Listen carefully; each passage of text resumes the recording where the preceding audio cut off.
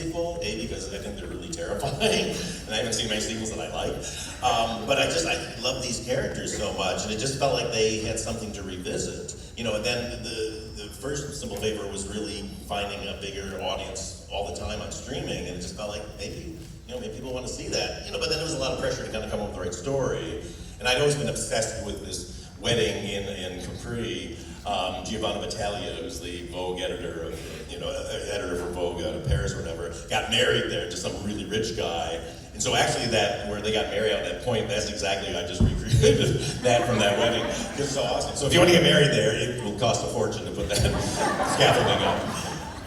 And it just, but it was really about getting together with these two again, and just so much fun, and then getting the rest of the cast back together, and whoever wasn't dead could come back.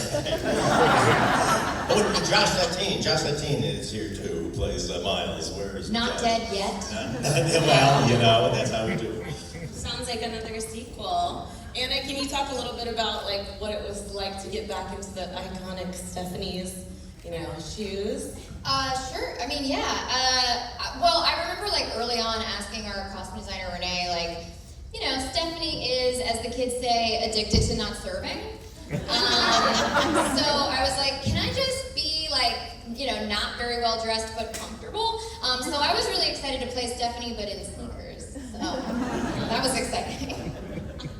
I love that. And Blake, tell us about getting back into the legendary mindset of Emily. Well, I love this character so much. It's probably my favorite character I've ever been fortunate enough to play. And so when Paul asked us to come back, I was so excited. And I was really nervous on the first one because we didn't know if we were making a drama or a comedy. And we asked Paul, he said yes, which is not really an answer to the question. But it worked out. So I was like, okay, no nerves. I know what I'm doing this time. And then right before we started shooting, he said, I have a little bit of a curveball idea, which I'm not going to say what it was because, we don't want to give away anything. But it definitely, upped the ante. It was very uncomfortable to watch in this theater. You all so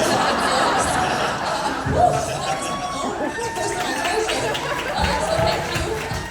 So yeah, it was fun. It's always fun. Yeah, and getting to work with Anna again, obviously, in this incredible group of people is amazing.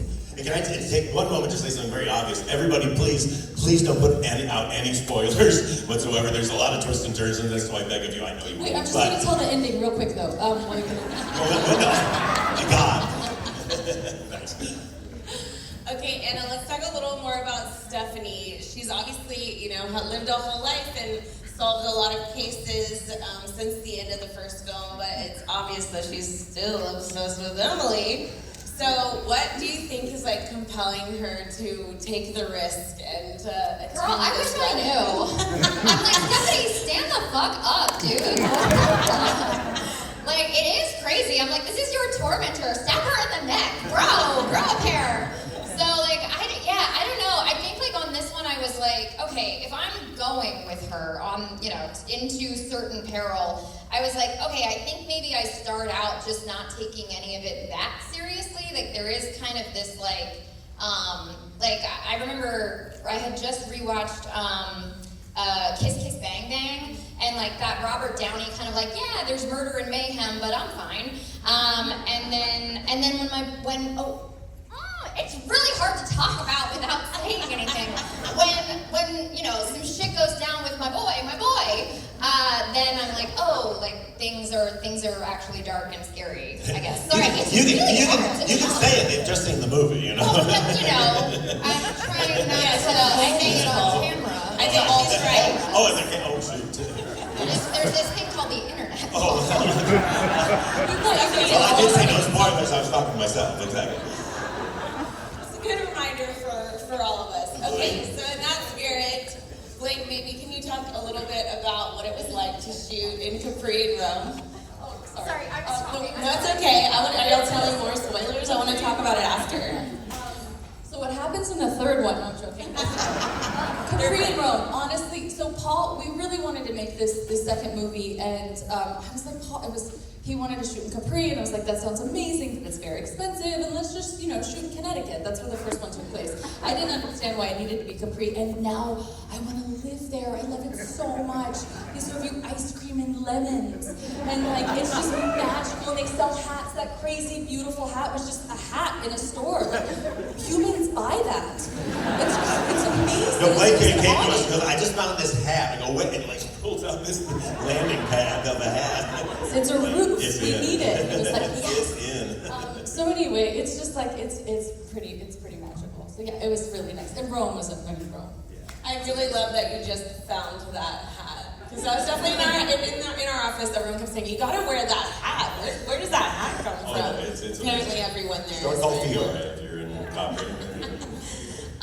Okay, Henry, obviously Sean's like already in a little bit of a rough place at the beginning of this story, and certainly things happen. Poor Sean. And it gets a little outrageous. That's one of my favorite parts of the movie, which actually sounds kind of bad, I'm sorry. So can you tell us a little bit about what it was like playing him this time around? Yeah, this it was a joy to sort of come back and, of course, being with girls and Paul. And before the sort of production started, me and Paul went out for lunch and stuff. And I had a very limited time to be able to be with the gang.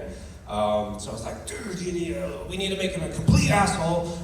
We need to have an outrageous death with blood and poop. And he was like, I can do the blood, but maybe not the poop. You want to shit his pants, basically. I fought for it, but no, you know what? It's amazing to see sort of everybody that we sort of filmed with 5-6 years ago. And we've all grown and we've all sort of seen our careers blossom, and it's just awesome to come back to like a character that you're so familiar with, but for me personally, changing him and making him a dick. A well-meaning dick. It was always kind of a dick.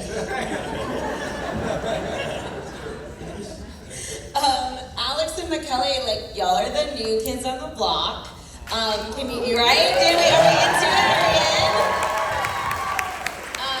Definitely love having y'all join the crew. Can you talk a little bit about what the experience was like actually, getting into this glamorous world and also very outlandish, as Sean said? Good evening. I apologize for my English. I'm Italian. It's not my fault. But it was great.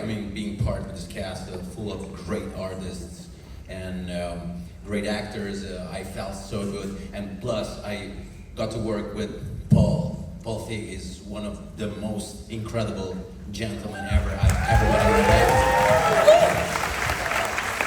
I got to work in Italy, which is my home, and when they called me for this project, I was like, oh my god, yeah. But you have to play again. This sexy motherfucker is like, oh, please no again, no. I'm an actor. I want to prove myself. But then Paul told me, this guy has a secret. What's the secret? And I was like, he's in love with another guy. And I was like, oh, okay, that's the thing. Because Don't tell anyone that. Please, no Instagram. But yeah, and then I thought, okay, it could be a challenge because, in Italy we still have this wrong idea on homosexuality, and I thought it could be cool, to show the entire world and to give power and courage to those guys who are gays and they cannot, because they have weird parents. To give courage to them, and I was like, okay, let's do that.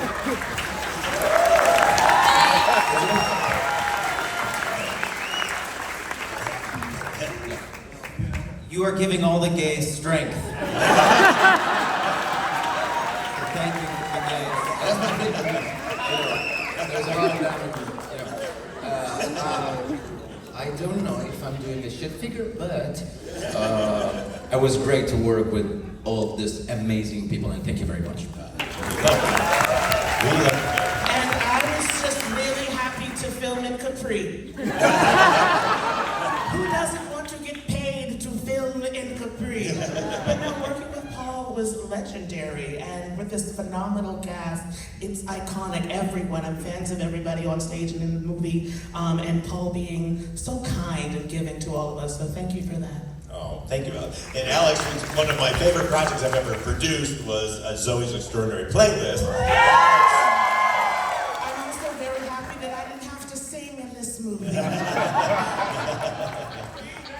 Yeah, exactly. Yes. Tony winner, by the way. Yes, exactly.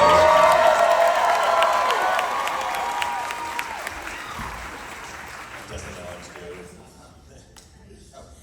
Okay, Laura.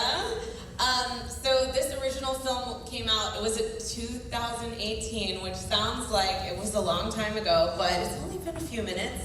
But it had such acclaim, and there's been the resurgence of love that's on streaming platforms, like you said. Can you talk about what factors went into like bringing this actually to life and making all of it happen? Yeah, I mean, the movie was such a success that everybody made in 2018, but in 2020 it sort of found a new life on streaming, like you said, and we saw a really global audience embrace the movie, and that sort of inspired us to talk about what it would take to come back to the characters.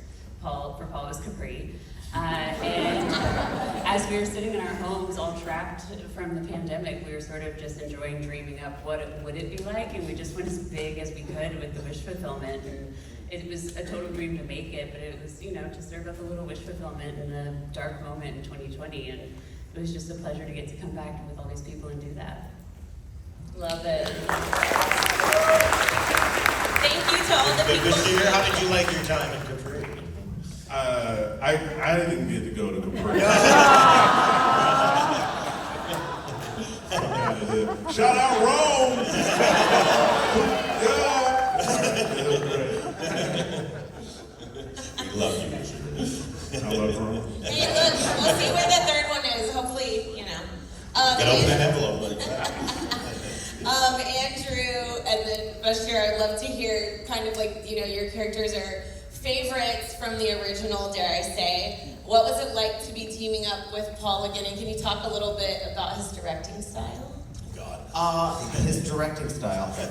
He's very collaborative. He's very open to, he's very good at letting actors improvise, but also knows when to tell them that's enough. You're not helping anymore. You're taking up all the time. But no, you're the best. You're so much fun, and the fact that you brought us all. I mean, all my scenes took place in Connecticut, and yet I still got to go to Rome. So I think Shout out Rome. Yeah, shout out Rome. There you go. Shout out Rome. So it was thrilling. It was really good. The biggest challenge is finding an American-looking mall in Rome. We did. Yes, and sometimes American background, right? We were all sort of on We always had to look out accent for watch. Yes. Yeah, There's like it's certain trees that look very Italian, so you can't shoot that way. Sure, we can paint them out, but we don't paint stuff out. We just do it real. Thank you. Thank you so much. And again, we are all getting strength from you. Thank you. And Elizabeth Perkins. Come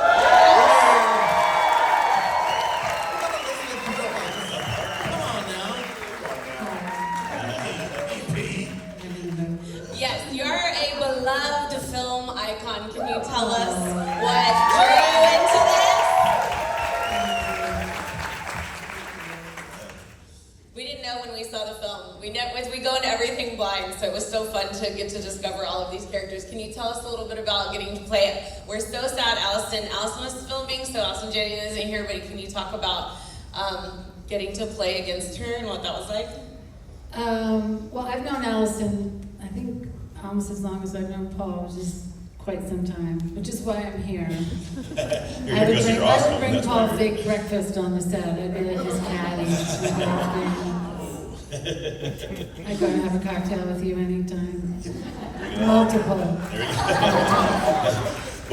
Working with Allison is, I wouldn't call it work. You'll notice that in our scenes together, I very, very rarely make eye contact with her because I can't. I can't look at her because she makes me laugh, even when she's being serious. So for me, it was a sisterhood. Tell about the lemon. Oh yeah, there was this. We were walking into the wedding the first time you meet us, and right before Paul called action, she goes, "Here, hold this lemon." And then he goes, "Action," and I walk in with the lemon. And then she grabs it out of my hand and goes, "What are you doing?" And that's what it's like to work with Alice. And thank you, Paul, for asking me to be in your film, and thank Oh my God, lovely please. people on the stage. Maybe still make preference in another film of mine this year. I'll do anything with you, Paul. Thank you. I love that. I also just have to ask about the costuming process. Obviously, that is one of the elements in the film that is so fun and over the top. Can you talk about like what inspired that? Was it just like the more is more, or? Well, we always want as much as we can out of these characters. But you know, Renee Kalfas is our amazing costume designer. She did the first one. She's done everything since. All my movies since. You know, but my thing is with all my actors, I want them to find the character through the clothes. And so I really encourage them to be collaborative with Renee and bring her ideas, and then Renee takes their ideas and makes them happen. And then it's a big collaboration, because I was an actor for a long time, and I know your clothes are a huge part of your character. And so they were just so inventive. I mean, the fact that Anna kind of brought that, brought the Midwestern mom along, but then she brought the glamour when she goes to the events where she needed to dress up. And then it's such a great juxtaposition between the two of you. And then Blake saying she's got to come in a prison outfit. We first see her a prison suit, and then that collaboration resulted in that amazing first look. And actually, Blake, the flower thing you wore, how heavy was it? I'm sorry, Dante was actually very jealous of Blake's high heels. Well, that's the sequel. It was 40 pounds. Yes. But you can wear that. It's a 40-pound crop top, so anytime. I love that. I really love the pearl outfit with all the way down the side. That was one we definitely talked about. Ralph. She makes amazing, beautiful clothes. She made a lot of them. I love that. Okay, Paul, do you want to help everyone remember what they're not supposed to do when they leave the theater to keep the secrets and spoilers all wrapped up? What she said, exactly, yeah. No, it's so fun it's almost nerve-wracking sometimes to have a movie that has a lot of surprises in it, because you're like, oh, please don't let the critics let it out or whatever. But anyway, I've said my piece. Yeah. Let people enjoy it. We want everyone to have fun. There you go.